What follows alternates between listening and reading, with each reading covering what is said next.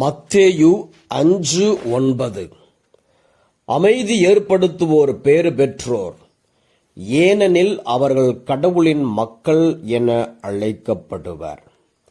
இறையேசுவில் அன்புமிக்க சகோதர சகோதரிகளே, அமைதி ஏற்படுத்துவதற்கு நாம் என்ன செய்ய வேண்டும்? எல்லோரையும் மனதார மன்னிக்க வேண்டும். நமக்கு பிறர் எப்படிப்பட்ட தீமை செய்திருந்தாலும், துரோகம் செய்திருந்தாலும், அவை எல்லாவற்றையும் நாம் மனதார மன்னிக்கும் பொழுது ஆண்டவர் நமக்கு மகிழ்ச்சி, சந்தோஷத்தை கொடுக்கிறார். இந்த உலகம் கொடுக்க முடியாத அமைதியை கொடுக்கிறார். இரண்டாவது, பிறர் குறையை நாம் கிண்டி கிளறிக்கொண்டு இருக்க வேண்டாம். அதையே எப்பொழுதும் சொல்லிக் கொண்டு இருக்க வேண்டாம். மூன்றாவது, புரணி பேச வேண்டாம். ஒருவருடைய குறைகளை பற்றி இன்னொருவரிடம் பேசுவது,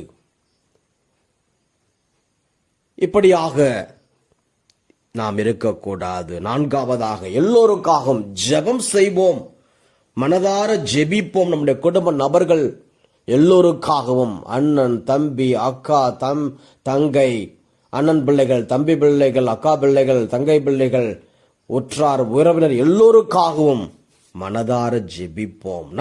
ஐந்தாவதாக, நம்மால் முடிந்த அளவு உதவி செய்வோம். பண உதவி, பொருள் உதவி, உதவி செய்வோம்.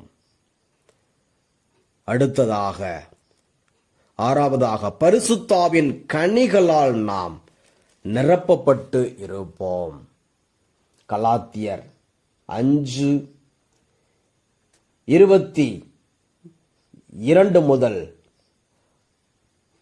தூயாவின் கனியோ அன்பு, மகிழ்ச்சி, அமைதி, பொறுமை, பரிவு, நன்னயம், நம்பிக்கை, கனிவு, தன்னடக்கம் என்பவை ஆகும். ஆக இப்படிப்பட்ட கனிகளால் நம்மையே நாம் நிரப்பிக்கொள்வோம்.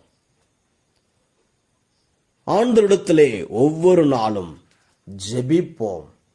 அதிகமாக ஜெபிக்கும் பொழுது நாம் அமைதியை ஏற்படுத்துகிறோம். நாட்டிற்காக, தேசத்திற்காக, தேச தலைவர்களுக்காக, நாட்டு தலைவர்களுக்காக, இன்னும் ஒவ்வொரு டிபார்ட்மெண்டிற்காக, போலீஸ் டிபார்ட்மெண்ட், மெடிக்கல் டிபார்ட்மெண்ட், இப்படியாக எல்லா துறைகளுக்காகவும் ஜெபிப்போம். அமைதியை ஏற்படுத்துவோம். மகிழ்ச்சியாக வாழ்வோம். ஆண்டவர்